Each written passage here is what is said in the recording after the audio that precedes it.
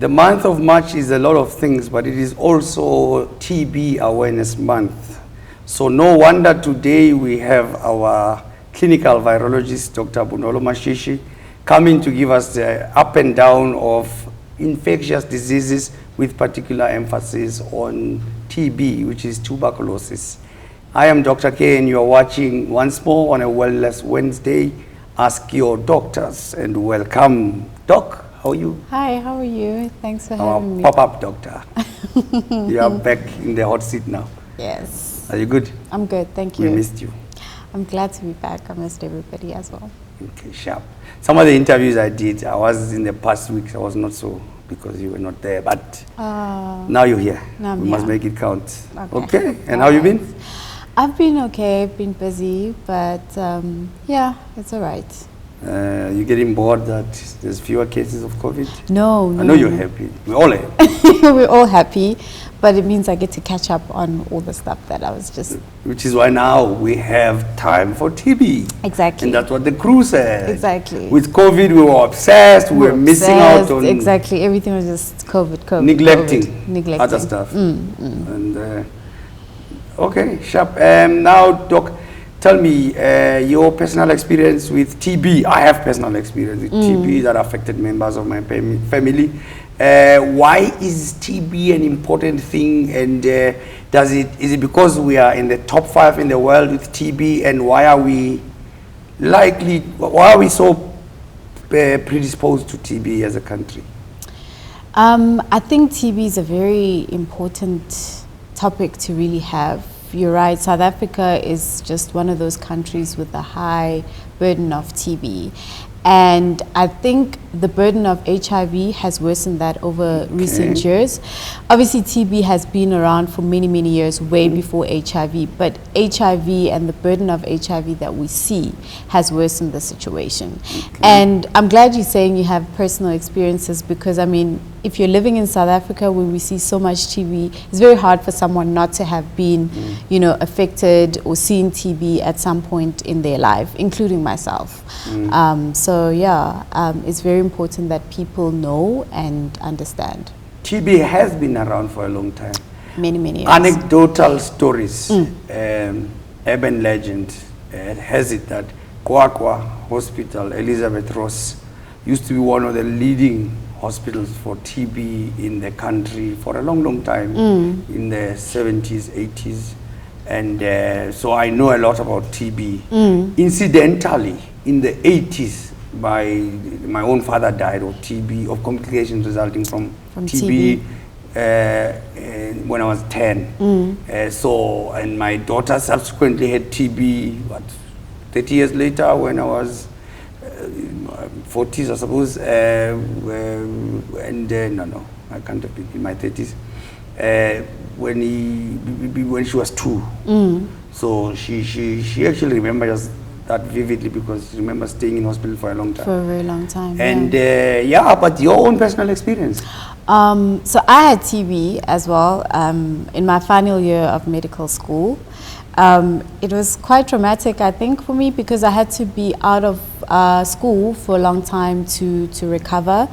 And I had to work extra hard. And it was a very difficult time for me because, at that point, I don't know, TB was the last thing on my mind. But when, the diagnosis helped or came, I had to deal with that. Okay. Yeah. So as usual, guys, later on, Dr. Bonolo Mashisi, who is here with me, fortunately, will update us on all the COVID ups and downs, stats going up, stats going down. We don't get fixated on the numbers, but regulations change. We talk about that a little bit. And fifth wave expected, what could lead us to that? I'm sure she'll shed light on even one or two things about the what do you call stealth version of the BA2 subvariant of Omicron. I would like to know about that, and I'm sure the audience would like to know too. Yeah. Here and there, touch a bit on it, and then. But before we get fixated on TB, let's start. TB is short for tuberculosis. Tuberculosis. And that is a form of bacterium. Yes, so TB is called by Mycobacterium tuberculosis. There are other types. So, you know, when we say TB, we generally refer to Mycobacterium tuberculosis. Okay. But then again, today we are meant to talk about other infectious diseases as well. Okay. Yeah. What are infectious diseases? And most common examples? They could be anything. Yes. So infectious diseases are actually diseases that are caused by germs, if I can simply put it that way. So germs, bacteria, viruses, fungi, parasites. Another term we use is communicable diseases. And the reason why is that all of these germs share one thing. You know, if you have a disease called an infectious disease, it's the ability for these diseases to move from one person to the other and be transmitted. So it's almost like communicating, and hence the name communicable diseases. Yeah. What does the communicable part refer to? The ability for these germs to move and spread and transmit from person to person. Yeah. Okay, thank you very much. So that's why your chronic diseases like diabetes are called non-communicable. Non-communicable. Because disease. they are not transferred from one person to the other. No. I'm getting educated. So you said, what's the most common examples that we have in the country, apart from COVID? Apart from COVID, okay, I don't want to be biased and stick to viruses, but I mean, we have TB, which is caused by a bacterium. We have HIV, which is a virus. We have typhoid fever. Recently, everybody should know about that. It's also a bacterium. We have cryptococcus meningitis, which is caused by fungi. Yeah, so there are quite a number of them that we see in South Africa. Typhoid recently, how far is the infection spreading now? I think it's been being controlled pretty well. People have been responding to public health. What is typhoid? It's basically diarrhea, vomiting associated with a certain bacteria. It's called Shigella, and the toxins that it releases basically makes us sick, and you get. How is it transmitted? How do we get it? Contamination, really, water, food. So it's always advisable that you wash your food, wash your hands frequently. You know, before you eat, after using the bathroom. So those are the main modes of transmission. It gets to our food how?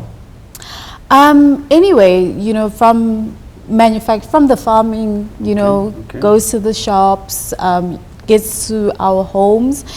So we just assume because it was in some shop somewhere, it's perhaps being washed and it's clean, but that's not always the case. So, you know, we need to just always be aware of that. Controversial one. If the packaging says already washed and prepared for eating, should I trust them? I don't know, but I wouldn't. I would rewash. Okay, I'll listen to you, not the shops. If it's not done by you, how sure are you that it's actually being done? Marketing is very powerful. You know how we wash our peaches and apples, ne? Exactly. No. So I shouldn't do that. Use water and wash your hands with soap and water, not just water. I listen to you, Doc, not the shops. Oh, okay. Now, can you tell us how we control generally diseases? Then this goes back to how we're trying to control COVID now. And please tell us how effective our safety measures have been against COVID briefly before we move on. I think with any infectious disease, it has to be multifactorial. You have to approach it from very different angles. One of the best ways, and I think it's sometimes not utilized in the best form, and which is what you guys are doing, which is very commendable, is raising awareness and educating. I think that is a very powerful tool as a primary preventative strategy. You know, when you get to things like vaccines and treatment, there's a missed opportunity where people... Us guys, Doc. Us. What did I say? You guys. You guys. Yes, us guys. Yes. Yeah, so you don't want to miss the opportunity to always raise awareness and educate before you get to like vaccines and all the fancy stuff. And I like what you doctors do on social media. I like the video where you were showing people how to wash their hands. Oh, thank you. Thank Yeah, you. no, I Thanks. follow you, I stalk you. No, it's stuff that we follow around. It's useful stuff. In case you're wondering what I'm talking about, guys, Dr. Bonolo is available on Instagram. It's Dr. Mashisi. It's Dr._Mashish. Yes, and you can go and see how she shows people how to wash their hands. Now, you did say one common illness associated with TB is HIV, and which has helped TB prosper in our country over the years. Yeah. How can you explain further? So one thing about infectious diseases is that we typically differentiate between an infection and disease, and TB is a classic example of that. And by infection, I mean you get exposed to TB, but you don't get sick at that particular time until a time where it's obviously favorable for you to get sick. So typically with TB, your immune system has to be very low for you to actually get sick. Many of us have been exposed to TB, but not all of us get sick. Yeah. So diabetes is one of them. Diabetes also affects your immune system. People don't, people forget that, but it actually does. Malnutrition, poverty is a huge problem with TB because if you're not getting the proper nutrients, your immune system also gets affected. So TB thrives in those conditions where when your immune system is not working, it just picks up again. And it takes years sometimes. So, which is, if I just have to be controversial, which I will be a lot in this episode, which is why when former President Thabo Mbeki, I'm talking my opinion now, said one day that HIV alone doesn't cause death from its complications that are summarized as AIDS. HIV and other factors causes death eventually, which is why we had a high death incidence. But I'm not saying it was justifiable for us not to be having antiretrovirals at the time. That's how I understood his assertion. But I suppose it could have been a multi-pronged approach. Certainly. So I am for everything. I'm for medication, pharmaceutical therapy. I am for good nutrition. I am for good lifestyle. So let's balance our lives, guys. So that's we agree to a certain extent. Yes, we do. I mean, TB is still a killer amongst HIV-infected people. And how does that happen? It's basically what we've been talking about. HIV kills the body's ability to fight off other diseases. And TB is what we call an opportunistic infection. It takes opportunity of that because when the body can't fight, it thrives. So it obviously will exist in such a situation. And both of the two, TB makes HIV worse and HIV makes TB worse. So they do well together. When I was 5 years old, they would say someone coughing openly in public is spreading TB. They would say that because it was already existent then. And so is that how TB is spread? Yes, that's true. So if you're not sick with TB, so people who spread TB are people who have TB of the lungs, who are sick and they're coughing. And then during each cough where they're talking, they're sneezing, they spread the TB in the air, and then the next person breathes that in. But that only happens if you are sick and you are sick with TB of the lungs. Remember, TB can be anywhere in your body, but you can only spread it from person to person if it's affecting your lungs. So I've heard of TB of the spine. That's what you mean by saying I've had TB in the brain?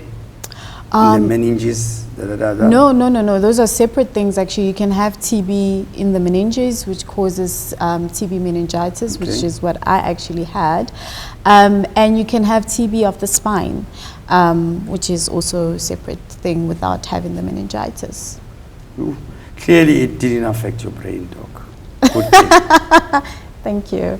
Yeah. So now we talking TB. Can we get TB from kissing? Mwah. No. Unless the person actively is, got TB of the lungs and English. is sick. Mwah. And yeah, they can.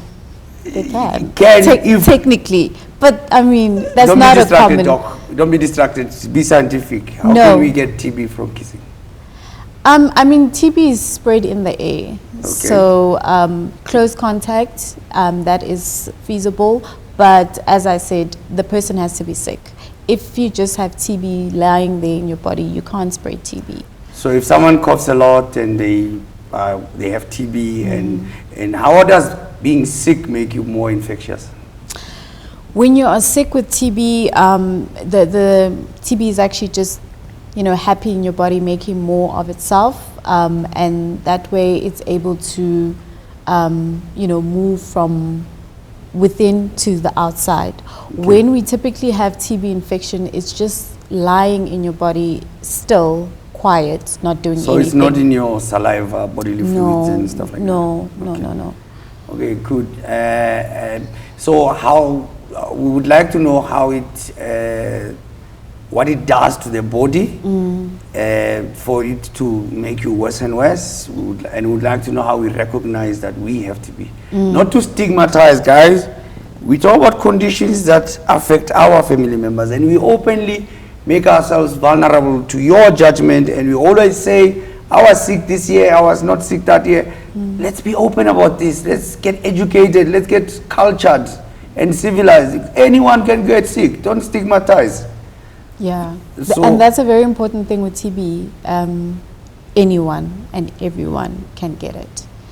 So the stigma should really not be a thing. People tend to think, So how do I recognize that me or my partner or my kids have TB or my parents? So unfortunately, the symptoms that you get with TB can sometimes be vague, and people take a while to actually start thinking this could be TB. I mean, being tired is one of the symptoms. Everybody is tired now and again. If you're coughing, sometimes when you cough up blood, which is what we call a telltale sign of TB. You're losing weight, you're sweating heavily at night, and I mean heavily. So you look scared. Yeah, no, those are the things. I sweat heavily at night, but okay. One swallow don't make a summer. Yeah, no. So I can't diagnose myself from one symptom. Thank you. No. Okay. Yeah, those are the typical symptoms that you get from TB, especially TB of the lungs, which is the most common. Yeah. Okay. One of the social media questions says, what does it do to the body? Okay. You get it in the lungs, what does it do? And does it necessarily spread more in immunocompromised situations? So I know it's a no-brainer, but and then please tell us, TB of the spine is very common. Just indulge us on that. So the thing is about TB, by the time you get sick from TB, you would have had TB for many, many years, very early on in your life. Because we're living in a country like South Africa, where we have lots of TB going around, children get infected with TB, meaning that TB enters your body, but nothing happens at that stage. Your body is able to contain it, and it just sleeps in your body until such a time that your body cannot contain that anymore, and that balance is thrown off. Then you become sick from TB. Yes. So it doesn't mean that if you're immunocompromised, you are then necessarily at more risk of spreading TB. Certainly you're more at risk for getting sick, and if you're sick, then you are able to spread it from person to person. But that's only if you have TB of the lungs. No, that wasn't my question, sorry. In your own body. Yes. I was saying it's probably a no-brainer that if you are immunocompromised, it spreads from organ to organ. That's what I wanted to ask, which is why I actually mentioned spinal TB. Yes. Because I was used to TB of the lungs, and later on I found out TB of the brain is more common. nowadays, and then TB of the spine, because that's what we hear people are passing away from. Yeah. Well, yes. So it's not necessarily that people who are immunocompromised are more at risk of getting such forms of TB, but certainly your body is unable to stop it from moving to certain areas. Yes. Okay. No, my apologies. No problem. I was vague as well, so it happens among human. Antibiotics, okay, generally, how do we manage without necessarily going to pharmaceuticals? First, what do we do? Nutrition? So you can't cure TB without antibiotics. Before we go there, what must happen? How do we lay the foundation for good recovery from TB? Nutrition is good. Sunlight, funny enough, is good. Vitamin D is very good. Okay. I remember back in the day, they used to send people off to spend time getting fresh air in these places, and that's been good. I mean, to date, vitamin D is quite good. You know, people might struggle during the recovery period. Eating well, trying to mobilize and exercising. I know it may be difficult earlier on because you're tired all the time, you don't have the energy, and you know, but it is essential as part of your recovery as well. The best form of exercise is walking. Yeah. So you walk 2 steps today, 20 steps in a week, next day whatever 24 steps. Whatever you can cope with, whatever your body. But you strengthen as you go along. So when we say exercise all the time, the best form of exercise is any movement. Walk. Raise your arm in the air, your arms in the air, but walk. Then once you get stronger, walk with effort. The best form of exercise is walking. You can read up about it. Okay, for me anyway, because I'm lazy to run, but I walk. Yes. At least I walk. So antibiotic treatment, let's go to the meat of the topic, as far as treatment is concerned. And how important is it to complete your course? So firstly, to emphasize that TB is a bacteria, so you can only treat it with antibiotics. Okay. Antibiotics treat bacteria and nothing else.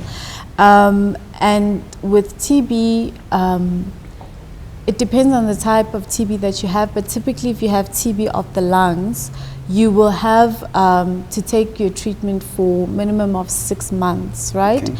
And that's antibiotics for 6 months. In the first 2 months, you have a combination of 4 drugs, and then in the last remaining 4 months of your 6 months is a combination of two drugs. Okay. And it's important to complete this, because if you don't, you run the risk of developing drug-resistant TB. I'm sure people have heard about it. And over the years, it's becoming more and more common. We are hearing more about it. People are not taking their treatment as they should. They're not completing their 6 months. You know, you feel better after 1 month and you think I'm good, and you stop. And that shouldn't be happening. Okay, MDR, XDR, fine. Is it possible, are these superbugs, are these stronger versions of the tuberculosis bacteria that were born out of resistance that was developed from people not completing? Did they just grow in society because they learned how to navigate? Yes. And multi-drug resistant TB, and what is the other one? XDR? XDR, extensive. What does that mean? Extensive drug resistance, extended drug-resistant TB. Please tell us more about that. Yes, I like your explanation because it's really, really true. So these are superbugs. Superbugs feels like something from an animation, but yeah, I digress. Superbugs that don't respond to the standard TB treatment that we use, right? And the standard TB treatment is very, very effective. It's been used for many, many years because it works. So when you are not responding to that, it means now you have to add on more pills. Sometimes you have to have injections just to cope with the resistance and have your body fight off TB. And now drug resistance is not really great because not a lot of people respond well to that treatment, because you have to be on it for at least a year, sometimes up to 2 years. And nobody wants to be on treatment for that long. Yeah. So compliance is bad because people don't want to be on treatment Exactly. for a long So it time. makes it worse. People die from MDR or XDR TB. Speaking of lung TB, my daughter, lung TB causes pneumonia, right? Sometimes, in worst case scenarios. Yes, yes. TB is one of the causes of pneumonia. Pneumonia is extensive damage to the lungs. Yes. Okay. Yes, yeah. Okay, and then when my daughter was TB in 2010, I think she didn't cough much, but she was generally tired and very sickly. And what they noted was, or before that, when she was a year old, she had another infectious disease. It was rotavirus. Rotavirus. That's why now I'm happy that children are getting Vaccine. so she's an entire textbook of infectious diseases. So rotavirus is a virus that you get from soiled food. It comes from feces. Yes. So if food is touched with hands that have not been washed properly after number 2, then rotavirus spreads, and that's very common. So guys out there that feel it's a good thing to feed your children, babies, it's intimate when you feed them with hands instead of utensils that have been washed properly, you are predisposing them to rotavirus in case. So sometimes the aunties that look after our kids may say, no, I have raised a lot of children and they grow better when I feed them with my fingers as opposed to utensils. Yes, the hands have to be washed thoroughly. Watch your Instagram account for how you can wash your hands thoroughly. So you need to connect with that. Make the connection between diseases and how you feed your children with your hands. Yeah, no, that's true.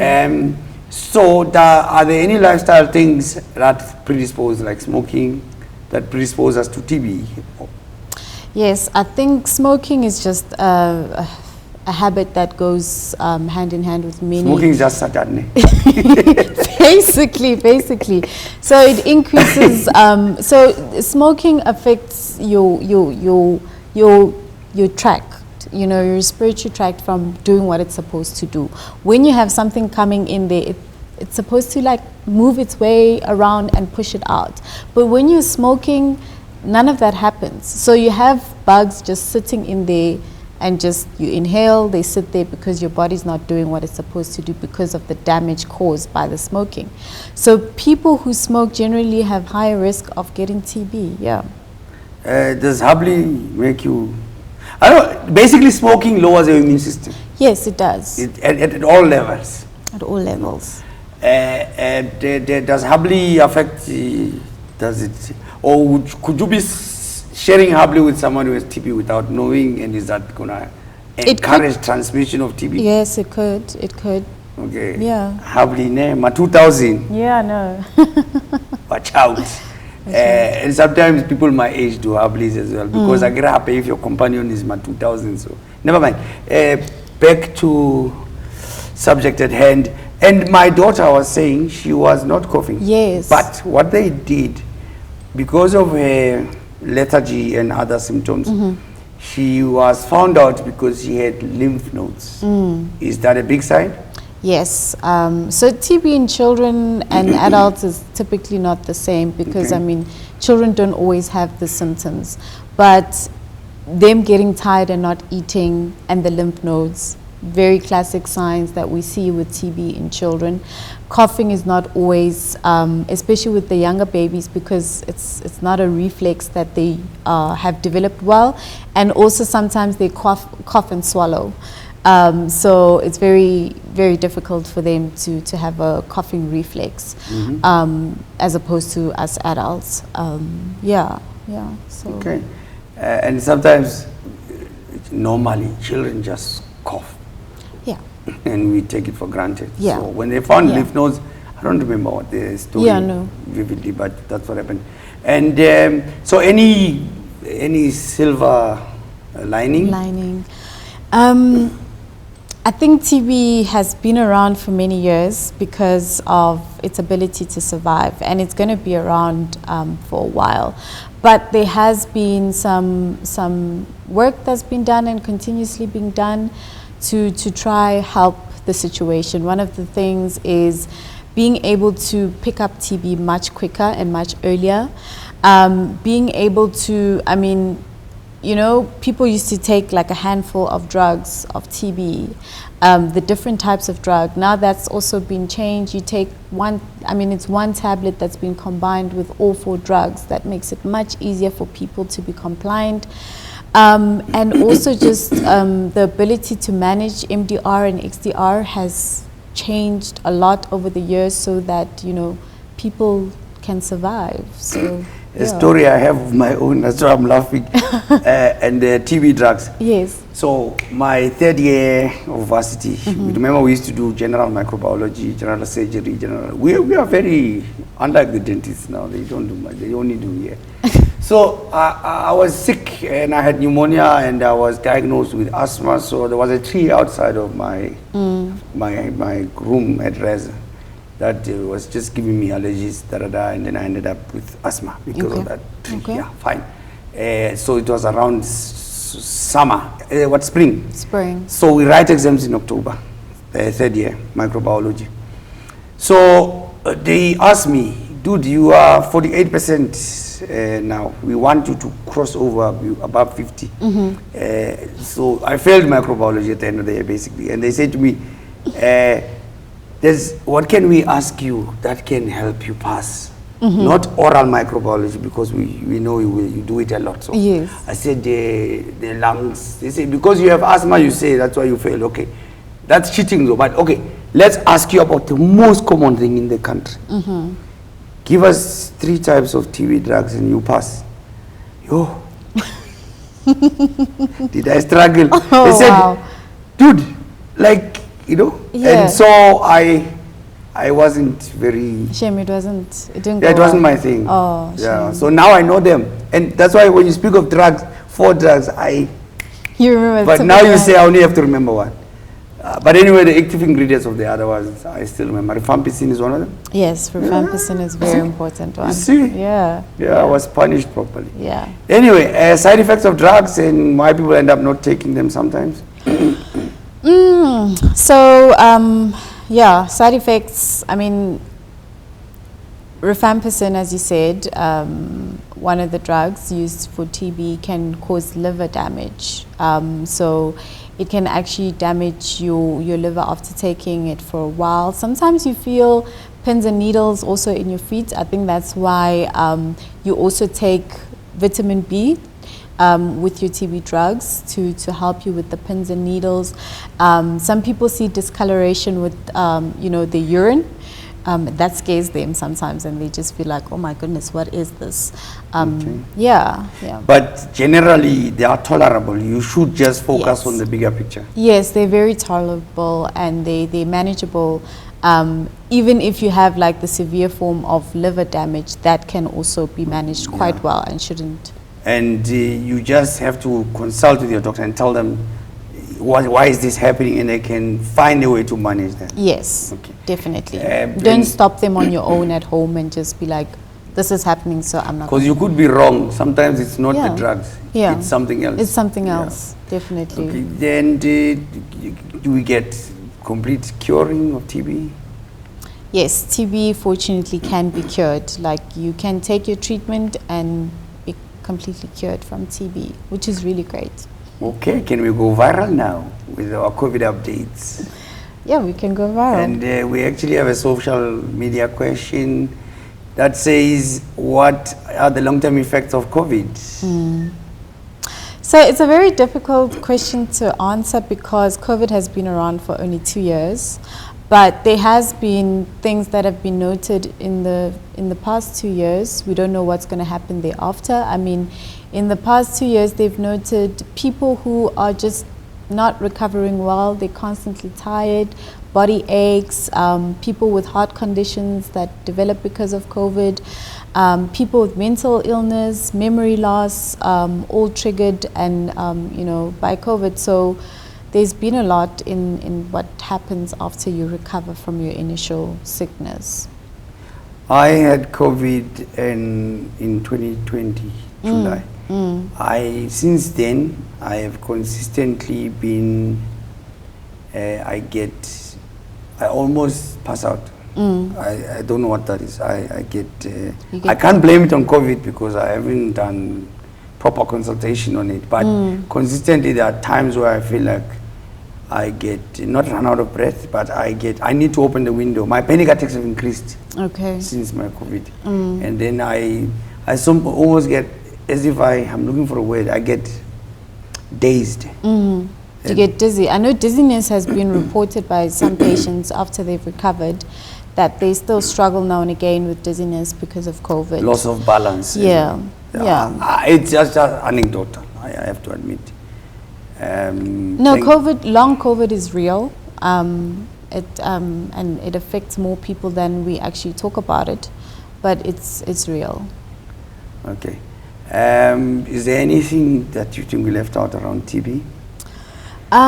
Just to remind people that TB is actually also preventable. Just because you live in a country like South Africa with high rates of TB, it does not mean that you are doomed to get sick from TB. Even HIV infected people, if you don't have active sickness, like if you're not sick from TB, there are ways in which we can help you and prevent you from actually getting sick, which is really, really great because people tend to kind of fear everything around TB. So there's always hope. I've got a question for myself. I have a big obsession with yeast, doc. I even mentioned it in the previous episodes when we were talking about reproductive health and the likes. I'm already. What's wrong, doc? No. I'll always bring out that topic just in J for the fun of it. Okay. They can edit it out if they want. But in any case, there was somewhere where I said colonies of yeast would, and I would like to apologize for the misinformation I might have encouraged. And you don't have to back me up if I am wrong. You can just clarify. Okay. I should have said, yeast does not only colonize the mouth, the vagina, and the skin. It also colonizes the tummy. And I believe the multiples of colonies of yeast live in the tummy, which is why it's found in stools as well, as a normal thing. And I also said it's perpetuated by sugar and other lifestyle sins that we do, like alcohol, caffeine, and this like. Now, how strong is this link of it? The imbalance is mostly in the tummy, because I would have thought because antibiotics are meant to destabilize the balance here, that's where the biggest colonies are. And some people said, is he even a doctor when he says it's not mainly found in the vagina? Because these are young ladies that were saying on social media, we engaged, and they were saying, we know yeast to be associated mainly with ladies.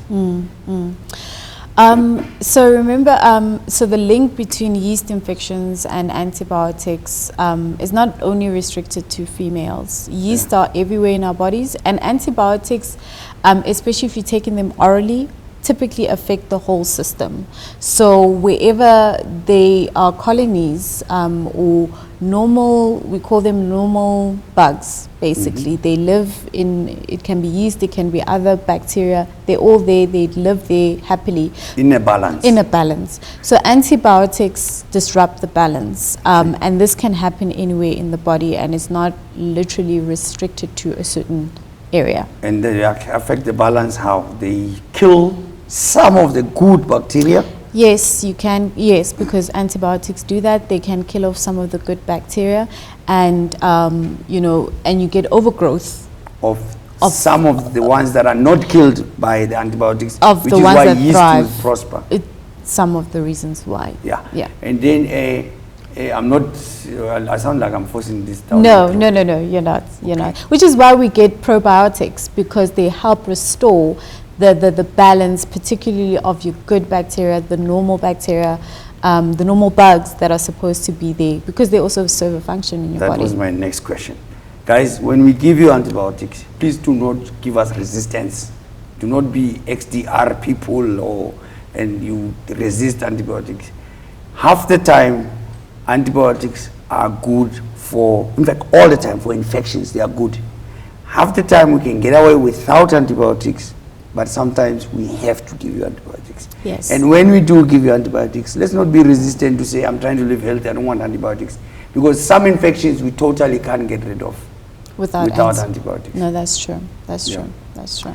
So, Doc, where can people find you in order for them to pick your brain sometimes about the right stuff? Don't DM for the wrong reasons. I am available on social media. We've already mentioned my social Instagram. You can mention again, Doc. So to repeat, my Instagram handle is Dr_Mashisi. On Twitter, I am available as @BonoloDr. And on Facebook, it's Bonolo Mashisi. And LinkedIn, which I don't really use for social work. You're brave. I'm on Twitter, but I'm not on Twitter. I just watch the space. I just watch the space, yeah. Oh, you just go for the reading and watching the fights. Yeah. I don't even read. I'm too weak for that. And you can also find Dr. Bonolo Mashisi as well as all our other specialists, our specialists, guests, and non-doctor guests, everyone that's been here, that's contributed towards the value of this show. You can find them on our website. Go to our website and look for the part where it says find a doctor. You click there and then you find a doctor and you can contact them from there. Remember also, when you're on YouTube, remember to click subscribe and don't be afraid to share any of our content. We will be more than happy with your actions. Until we speak to you next time, keep asking away on our social media.